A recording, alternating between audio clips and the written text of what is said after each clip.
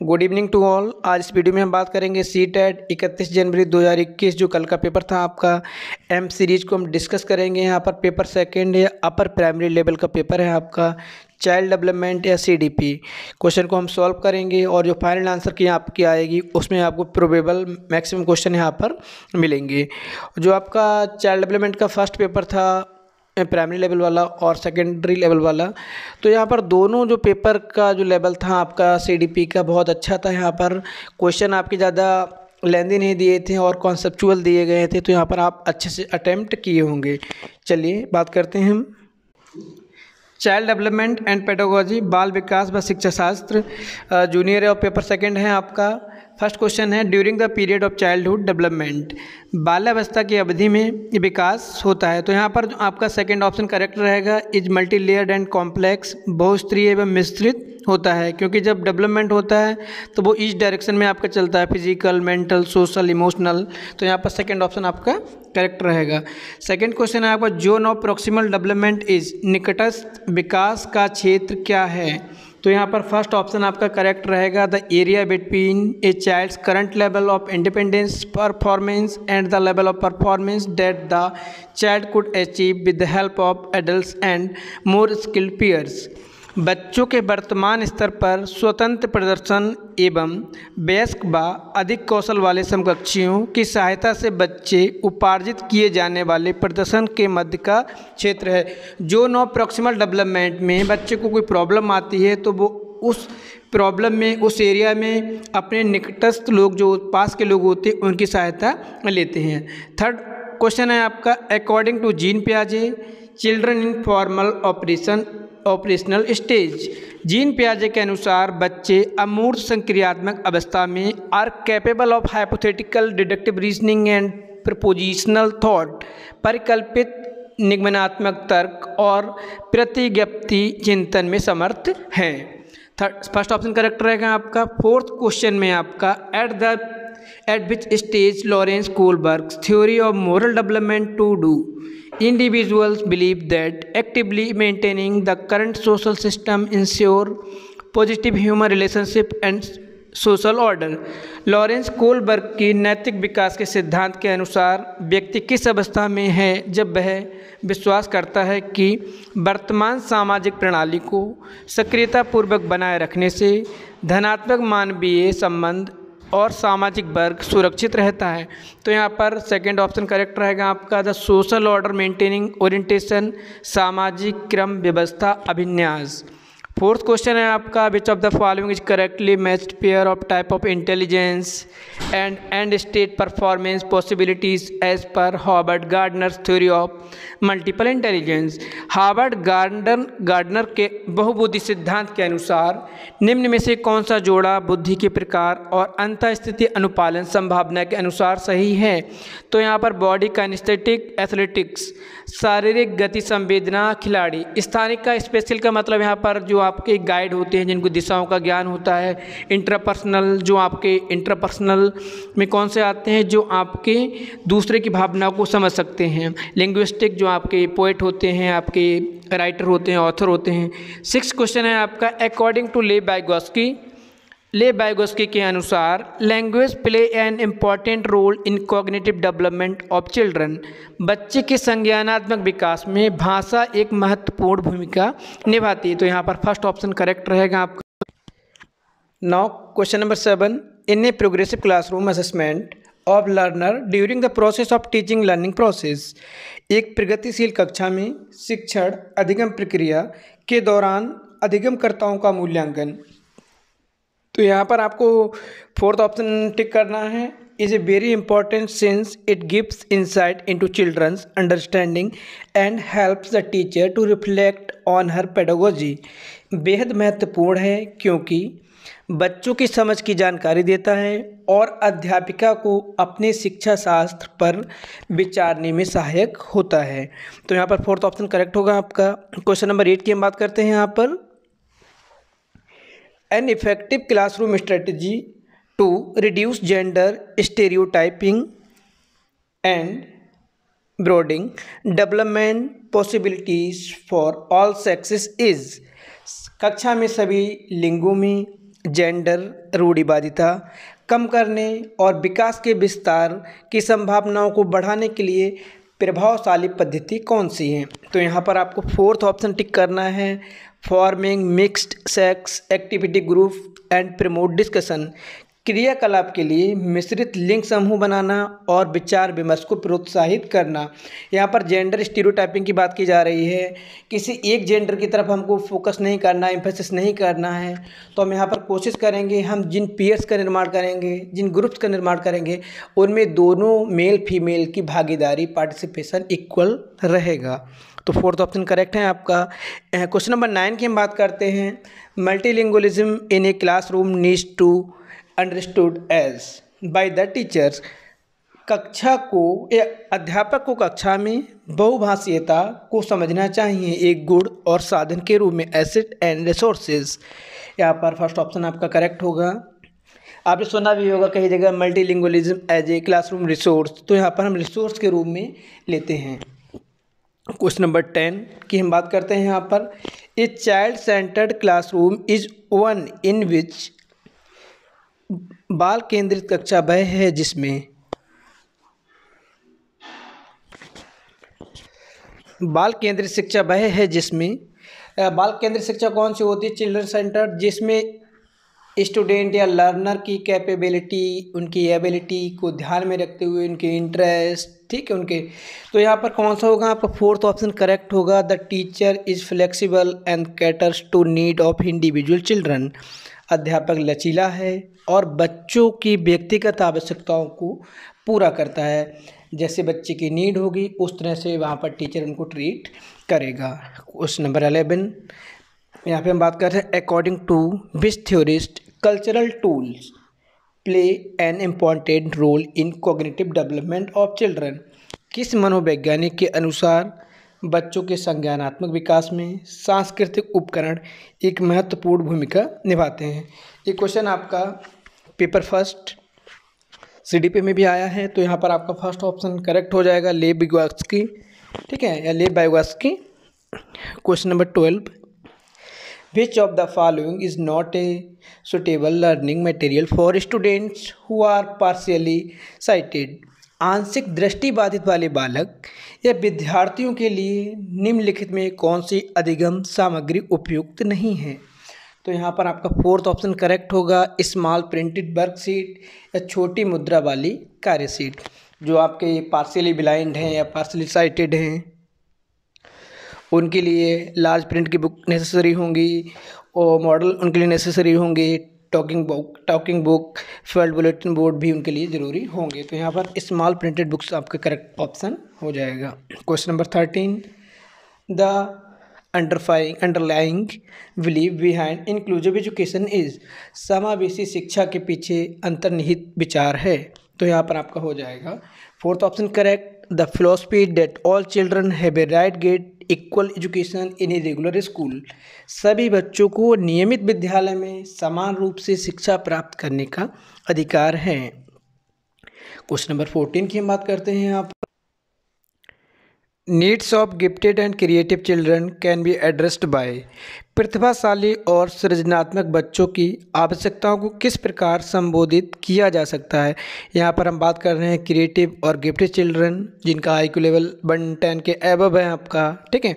तो इन बच्चों को किस तरह से संबोधित किया जा सकता है? Giving challenging task and activities to prevent boredom. चुनौतीपूर्ण और नीरसता दूर करने के लिए क्रियाकलाप देकर। यहाँ पर हम उनको चैलेंजिंग टास्क देंगे जिससे कि वो अपनी एबिलिटी, अपने IQ लेवल के द्वारा उनको सट आउट करें, प्रॉब्लम सॉल्व करें और अपने नॉलेज को इंक्रीज करें या इनहेंस करें। तो यहाँ पे फर्स्ट ऑप्शन आपका करेक्ट होगा। क्वेश्चन नंबर 15 की हम बात करते हैं, children with dyslexia can be identify bye. पठन वैफल्य बच्चों की पहचान किस प्रकार की जा सकती है? तो यहाँ पर analysing their reading and writing skills, उनके पढ़ने और लिखने की कौशलता के विश्लेषण से आप जान सकते हैं कि डिसलेक्सिया, ठीक है। तो थर्ड ऑप्शन यहाँ पे करेक्ट रहेगा आपका। 16 नंबर क्वेश्चन में हम बात करते हैं, which of the following is not an effective strategy to address learners from disadvantage and deprived background.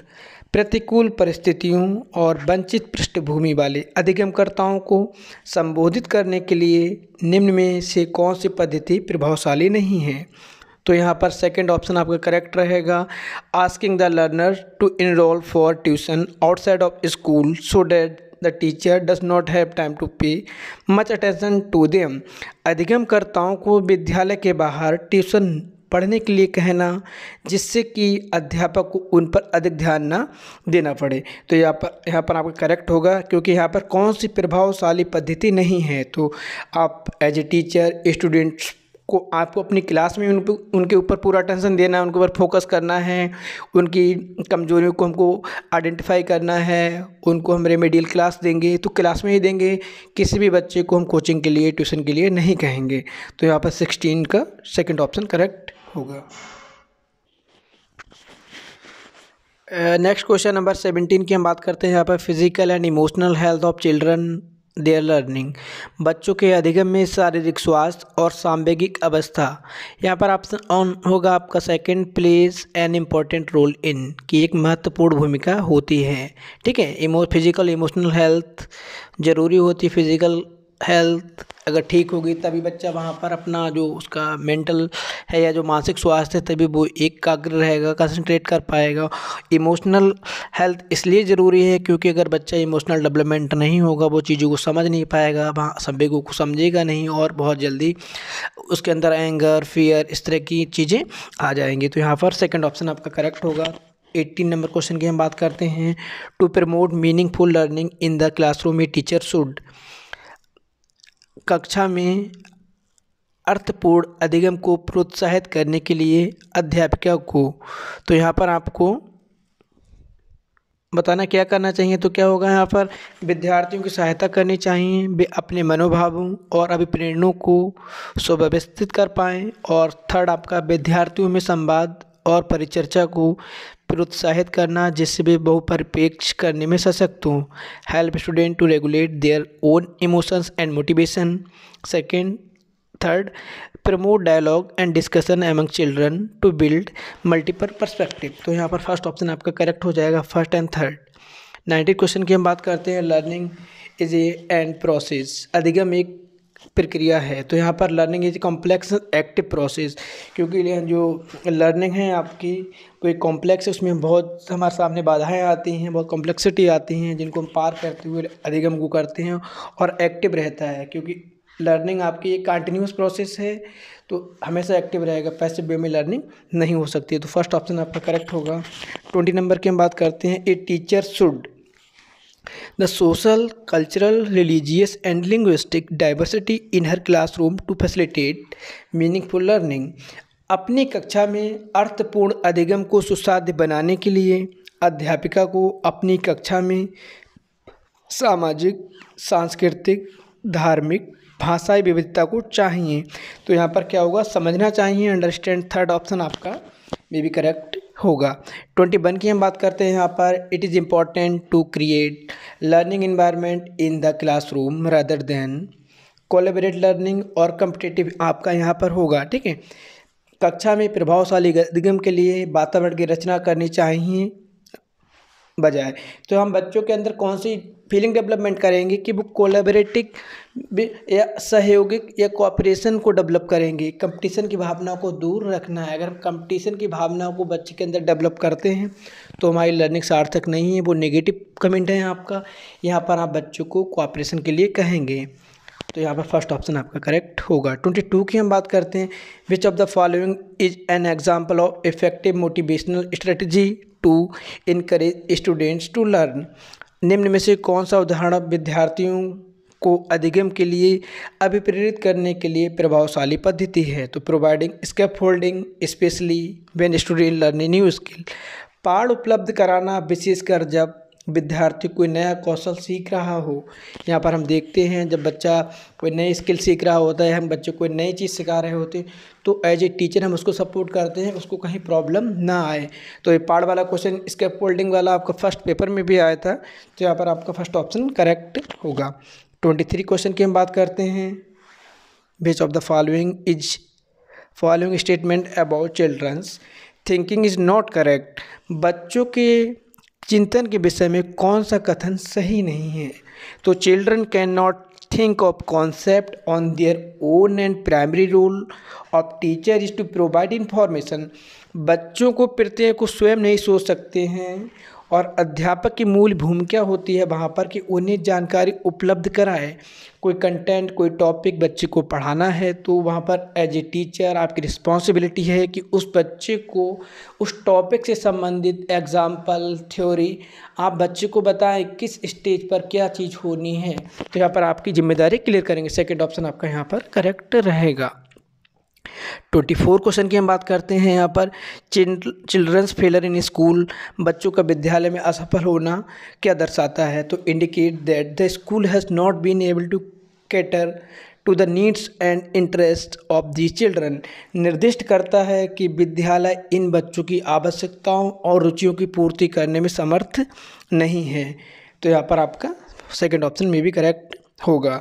25 की हम बात करते हैं यहाँ पर। By working in groups, teaching and helping each other children, समूह से एक दूसरे को पढ़ाने और सहायता करने से बच्चों स्वयं की चिंतन प्रक्रिया पर आक्षेप कर सकते हैं, संज्ञानात्मक क्रियाकलाप के उच्चतम स्तर पर पहुँच सकते हैं, are able to reflect on their own thought process and shift to a higher level of cognitive activity।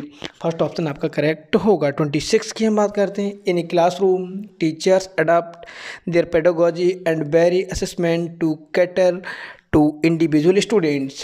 एक कक्षा में अध्यापिका अपनी शिक्षा शास्त्र व आकलन की विधियों को विद्यार्थियों की व्यक्तिगत जरूरत के अनुसार परिवर्तित करती है। तो इसको हम बोलते हैं प्रोग्रेसिव क्लासरूम या प्रगतिशील कक्षा। 27 का क्वेश्चन नंबर आपका, which of the following is statement about development is correct? कौन सा कथन सत्य है? There is a lot of cultural diversity in the development of children. बच्चों के विकास में बहुत सी सांस्कृतिक विविधताएं होती हैं। ठीक है, तो आपका फर्स्ट ऑप्शन करेक्ट होगा। यहाँ पर 28 की हम बात करते हैं। निम्न में से मध्य बाल्यावस्था की अवधि का मुख्य प्रमाण चिन्ह कौन सा है? Which of the following is a major hallmark of the period of middle childhood? Development of logical thought that is concrete in nature, तर्क संगत विचारों का विकास जो कि प्राकृतिक रूप से मूर्त है।